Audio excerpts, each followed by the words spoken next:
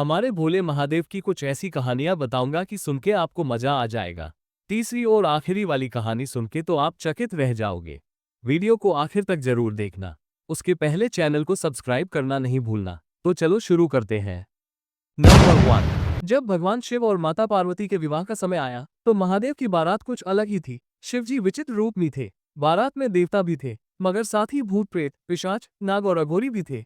कोई नाच रहा था, कोई डमरू बजा रहा था, तो कोई तांडव कर रहा था। जब ये बारात हिमालय पहुंची तो माता पार्वती की माँ मैना देवी डर गई।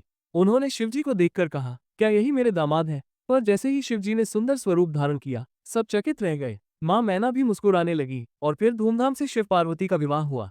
नंबर 2। एक समय की बात है जब ब्रह्मा और विष्णु के बीच विवाद हुआ। ब्रह्मा ने अपनी महिमा के बारे में घमंड किया और विष्णु ने उसे समझाने की कोशिश की, परंतु ब्रह्मा अपनी अहंकार में डूबे रहे। इसी अहंकार के कारण शिवजी ने तांडव रूप धारण किया। उनके पांव की धमक से सृष्टि थर थर कांपने लगी। शिवजी का रूप इतना भयंकर था कि उनके गुस्से से पृथ्वी कांपने लगी और उनके तांडव के हर कदम पर आकाश में तूफान उठने लगे। ये तांडव इतना भयंकर था कि ब्रह्मा और विष्णु दोनों ही डर गए और वे शिवजी के पास पहुंचे और उनसे विनती करने लगे। शिवजी ने तांडव रुकते ही शांत रूप धारण किया और अहंकार का नाश कर दिया। उन्होंने ब्रह्मा और विष्णु को समझाया कि सत्य और समर्पण ही सबसे बड़ा धर्म है।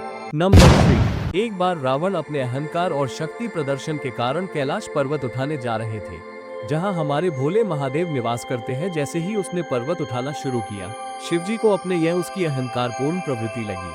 शिवजी ने अपने अंगूठे से पर्वत को नीचे दबा दिया, जिससे रावण पर्वत के नीचे फंस गया और असहनीय पीड़ा में चिल्लाने लगा। वो लाख कोशिशों के बावजूद पर्वत से बाहर नहीं निकल पाया और तब उसे समझ आया कि केवल भक्ति ही उसे मुक्त कर सकती है। तब उसने शिवतांडव स्तोत्र बनाकर महादेव की प्रसन्नता प्राप्त की और पीड़ा से मुक्ति पाई। नंबर 4। जब माता सती योगाग्नि में भस्म हो गई तो भगवान शिव शोक और क्रोध से भर उठे। उन्होंने सती के पार्थिव शरीर को उठाकर तांडव नृत्य करने लगे, जिससे संपूर्ण ब्रह्मांड संकट में पड़ गया।